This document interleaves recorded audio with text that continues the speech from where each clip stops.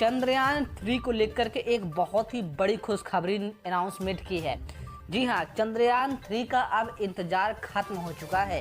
अब चंद्रमा की सतह पर इसरो एक बार फिर से झंडा लगाने के लिए तैयार हो चुका है और चंद्रयान 3 को लेकर के कुछ ऐसे महत्वपूर्ण निर्णय लिए गए हैं जिसको सुन करके पूरा विश्व दंग रह गया है और साथ ही साथ हमारे देश भारत का मान और सम्मान पूरे विश्व में और ऊंचा उठ गया है।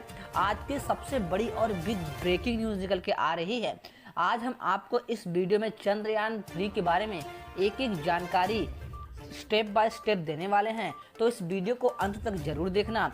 और यदि आप हमारे चैनल पे नए हैं और अभी तक सब्सक्राइब नहीं किया तो तुरंत सब्सक्राइब कर लें और चंद्रयान 3 के इस वीडियो को एक लाइक अपनी तरफ से जरूर दें। इसरो के चीफ डॉक्टर के सिवान ने कहा है कि चंद्रयान 3 को लेकर के तैयारियां पूरी कर ली गई है। इस बार चंद्रयान 3 में एक ऐसा कारनामा किया जा रहा है जो चंद्रयान 2 से सीखा गया है। जी हाँ, चंद्रयान 2 जिस कारण से फेल हुआ है उस कारण को अब चंद्रयान 3 में डाला ही नहीं जाएगा। सबसे बड़ी खबर निकल के आ रही है, अब चंद्रयान 3 बिना ऑर्बिटर के चंद्रमा की सतह पर उतरेगा। जी हाँ दोस्तों, सबसे बड़ी और बिग ब्रेकिंग न्यूज़ निकल के आ रही है। आप सभी लोगों को पता होगा कि चंद्रयान 2 में 3 स्टेप थे। पहला ऑर्बिटर, दूसरा लैंडर, तीसरा रोवर। ऑर्बिटर का काम है चंद्रमा के चारों तरफ घूमना और इसके बाद लैंडर का काम है रोवर को नीचे उतारना और रोवर का काम है चंद्रमा की सतह पर एक एक जानकारियां जुटाना। इन सभी बातों को लेकर के चंद्रयान 3 में ऑर्बिटर को स्किप कर दिया गया है। जी हाँ, अब ऑर्बिटर के बिना ही चंद्रमा की सतह पर लैंडिंग होगी और साथ ही साथ वहां पर रोवर निकल करके काम करेगा। इसरो के चीफ डॉक्टर के सिवान की माने तो चंद्रयान 3 बहुत ही कम समय में लॉन्च होने वाला है, जिसका डेट 2-4 दिन बाद अनाउंसमेंट होने वाला है। उसके डेट के अनाउंसमेंट के बाद हम आपको बता दें कि चंद्रयान 3 लॉन्च हो जाएगा। चंद्रयान 3 में ऑर्बिटर हटाने का सबसे महत्वपूर्ण रीज़न यह है कि चंद्रमा की सतह पर उतरने से पहले होने वाली दुर्घटनाओं को स्किप करना है। आप सभी लोगों को पता होगा दोस्तों कि चंद्रयान 3 में जो ऑर्बिटर नहीं रहेगा उसके कारण से हमें चंद्रमा की सतह के आसपास घूमना नहीं पड़ेगा।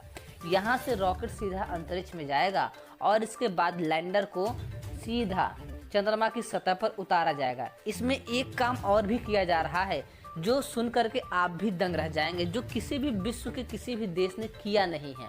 इस बार चंद्रमा की सतह पर उतरने से पहले जो हम पृथ्वी की चक्कर और चंद्रमा के चक्कर लगाते हैं, उनके ऑर्बिटर में घूमते हैं, उसको बहुत ही कम किया जाएगा।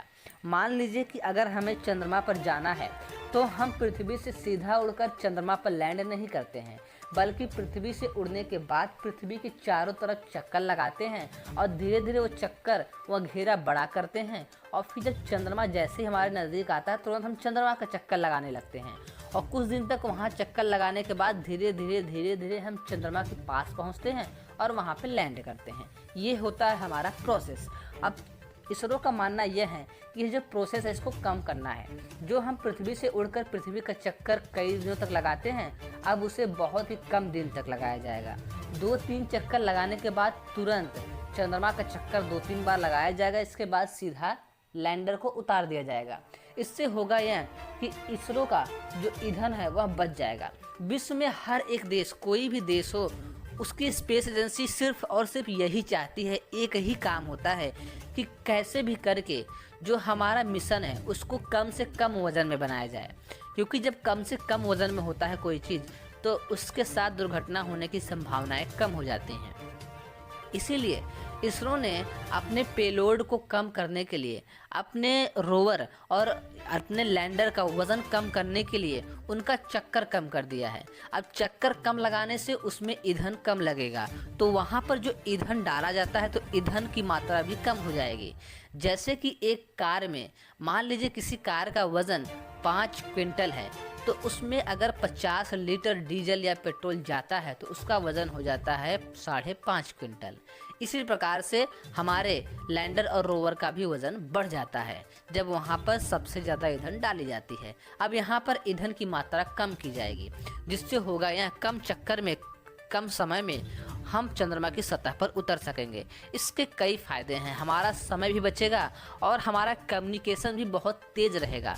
जैसे कि चंद्रयान 2 के साथ हुआ था, वहाँ पर हमारा कम्युनिकेशन टूट गया था। इसमें टूटने की संभावना नहीं रहेगी क्योंकि हम बहुत ही जल्दी चंद्रमा की सतह पर उतर जाएंगे।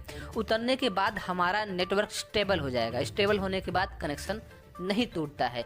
यह इसरो की सबसे बड़ी कामयाबी है और इस टेक्नोलॉजी के बारे में विश्व के सभी देश एक बार सुन करके अचंभित रह गए हैं। और यहाँ तक कि नासा ने यह भी अनाउंसमेंट कर दिया है कि नासा का जो मार्स मिशन कुछ ही साल बाद लॉन्च होगा, उसमें भी यही तकनीक अपनाई जाएगी कि वह पृथ्वी का चक्कर और मार्स का चक्कर बहुत कम लगाएगा, जिससे उसका वजन कम हो जाएगा और उससे सफलतापूर्वक उतारा जा सकेगा। चंद्रयान 3 को लेकर के पूरे देश में उत्साह बना हुआ है क्योंकि चंद्रयान 2 द्वारा खोजे गए इतने बड़े बड़े कारनामे आज पूरी मीडिया में छाए हुए हैं। चंद्रयान 3 को लेकर के आपके मन में जो भी बातें हों, कमेंट बॉक्स में आप सभी लोग जरूर बताना। बिना ऑर्बिटर के किसी के कक्षा में घुसना और उसकी सतह पर उतरना आज तक विश्व का कोई भी देश नहीं कर पाया है। यह इसरो करेगा और विश्व में अपना नाम, भारत का नाम इतिहास में सुनहरे अक्षरों से लिखवाएगा। हालांकि इन सभी बातों में आपको क्या लगता है कमेंट बॉक्स में जरूर बताना। साथ ही साथ अपने दोस्तों यारों में चंद्रयान 3 की ये बातें जरूर शेयर करना। इस वीडियो को व्हाट्सएप, फेसबुक पर जरूर शेयर